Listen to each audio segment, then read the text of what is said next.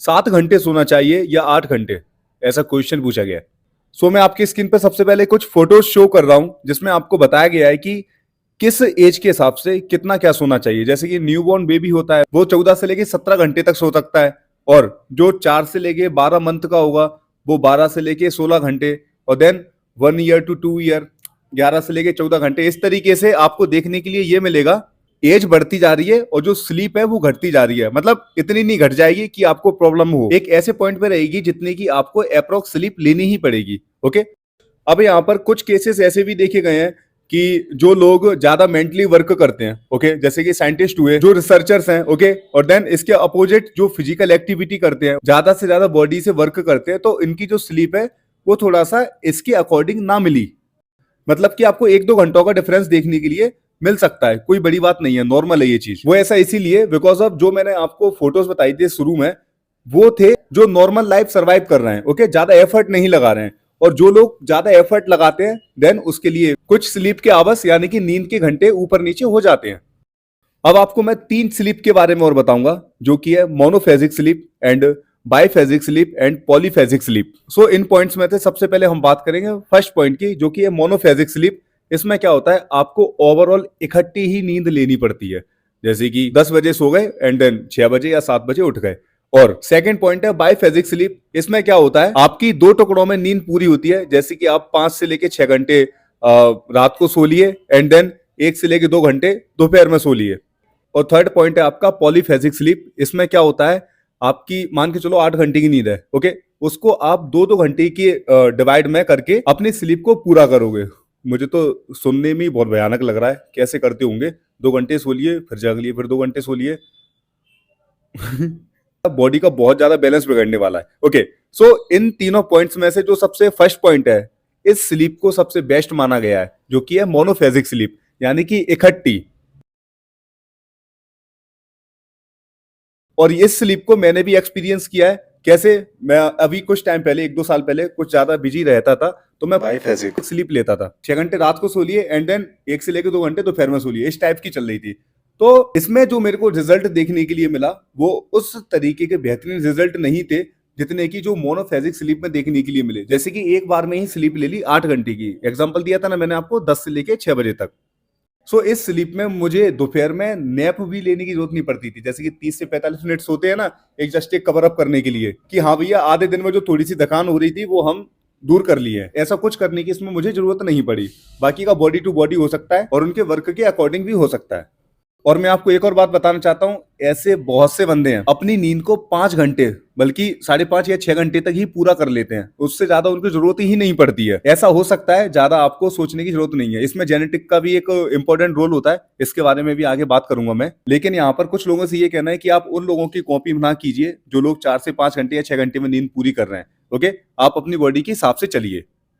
अब मैं यहाँ पर बात करूंगा कि जेनेटिक का आपकी स्लीप पर क्या असर होता है। और यहाँ पर बहुत से लोग सोच रहे होंगे कि भाई साहब जेनेटिक्स का भी असर होता है। ज्यादा सोचने की बात नहीं है, ना ज्यादा आश्चर्य की बात है, क्योंकि ये एक 31 से लेके बल्कि 30 से लेके 60% के बीच में असर होता है। एक सबसे बेहतरीन और बढ़िया एग्जाम्पल दूंगा सिएस्टा का, SIESTA। और हाँ, यहाँ पर मैंने इसको सही से प्रोनाउंस नहीं किया हो तो थोड़ा सा देख के चलना। ये जो सिएस्टा इफेक्ट है ये गर्म देश वाले लोगों में देखा गया है। कैसे, जैसे कि जो सहारा रेगिस्तान है आपके अफ्रीका कॉन्टिनेंट के सबसे टॉप वाला पार्ट में आप देखोगे, लीबिया, अल्जीरिया, माली, नाइजर, इस टाइप्स के कंट्रीज में दोपहर में इतनी ज्यादा गर्मी हो जाती थी कि लोग वहां काम ही नहीं करते थे, तो इसमें वो स्लीप ले लिया करते थे। अब ऐसा कब तक हुआ, सालों तक, पीढ़ी दर पीढ़ी ये सिस्टम चलता गया। अब यहां पर देखने के लिए क्या मिला, जो अल्जीरिया, मोरक्को, स्पेन ऊपर ही है, यहाँ के कुछ लोगों में ये सिएस्टा इफेक्ट को देखा जाने लगा। जैसे कि वो रात को 6 घंटे से ज्यादा नींद नहीं ले पाते और देन 1 से लेके 2 घंटे दोपहर में सोना भी पड़ता था उनको। सो इस तरीके से भी जेनेटिक्स के रोल यहाँ पर देखने के लिए मिले। अब मैं आपको एक और बात बताना चाहता हूं कि स्लीप को आपको पहचानना पड़ेगा कि आपको कितनी चाहिए, ना ज्यादा कम ना ज्यादा ज्यादा, मतलब ओवर नहीं। और यहाँ पर आप स्लीप को कैसे पहचान सकते हो कि मतलब हमें कितनी अप्रोक्स इतनी नींद लेनी ही पड़ेगी। देखिए, जो लोग काफी टाइम से वर्क कर रहे हैं तो वो कुछ 5 या 10 दिन का गैप लेकर एक वेकेशन टाइप, वहां पर आपको क्या करना है, रात को जो नेचुरल स्लीप आती है आपको 10 से 11 बजे, और देन सुबह आपकी बॉडी जितने बजे तक फ्रेश अप फील करे कि भैया हाँ 8 बजे तक नींद लेने में हमें फ्रेश फील हो रहा है, तो आप समझ लेना इतनी आपको नींद लगेगी। वो आपके 6 घंटे भी हो सकते हैं, 7 घंटे भी हो सकते हैं, 8 घंटे बल्कि 9 घंटे तक भी।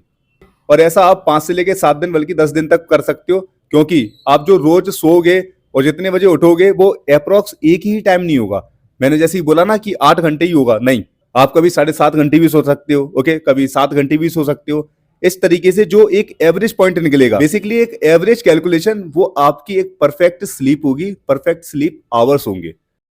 अब यहाँ पर कुछ लोग ये समझ रहे होंगे कि भैया कम सोने के तो घाटे तो बहुत सारे हैं, ओके, आपकी हार्ट हेल्थ भी खराब रहेगी, ब्लड सर्कुलेशन तो वैसे ही खराब हो जाएगा जब हार्ट हेल्थ खराब है, और साथ में आपको डिप्रेशन, हाइपरटेंशन ये सब देखने के लिए मिलेगा। लेकिन ये सब आपको ओवर स्लीप यानी कि ज्यादा से ज्यादा नींद लेने पर भी ये प्रॉब्लम देखने के लिए मिल सकती है आपको बॉडी में। तो यहाँ पर आपको नींद भी एक बैलेंस में लेनी है, और किस तरीके से लेनी है, कितनी आपको बॉडी को जरूरत है, वो इस वीडियो में आपको पहले ही बता चुका हूँ। थोड़ा सा मैं इसलिए भी बोलता हूँ क्योंकि बहुत से लोग स्किप करते करते वीडियोस को देखते हैं, सो इसलिए उन लोगों से मेरा निवेदन है, ओके, थोड़ा सा प्रॉपर देखा कीजिए, नहीं तो कोई बात नहीं, मत देखा करो वीडियो को, अपना टाइम बचाया करो। ओके, ये था स्लीप का पूरा टॉपिक। आई होप आपको अच्छे से समझ में आया होगा। और देखो, मैं यहाँ पर एक एग्जांपल देना चाहता हूँ। हद से ज्यादा कोई भी चीज बेकार होती है और जरूरत से भी कम वो चीज बेकार होती है। कैसे? जैसे कि एक डिश का एग्जांपल ले लो। कुछ खाने के लिए बना रहे हो तो आप उसमें एक्स्ट्रा स्पाइसेस भी नहीं कर सकते, ओके, इतने की भाई साहब कि उस डिश को कोई खा नहीं पाए, और इतना कम भी नहीं कर सकते कि सबको फीका लगे। एक जस्ट एक बैलेंस मूड में हमें रखना पड़ेगा। ऐसी ही हर एक चीज को हमें बैलेंस मूड में रखना पड़ेगा, आपको ओवर नहीं करना है। और इस एग्जांपल से रिलेटेड मैं और भी ज्यादा बात करूंगा कुछ आने वाली वीडियोस में, क्योंकि इसके बारे में कुछ लोगों को समझाना बहुत जरूरी है। और आपने जो मेरी इतनी देर तक बात सुनी उसके लिए थैंक यू।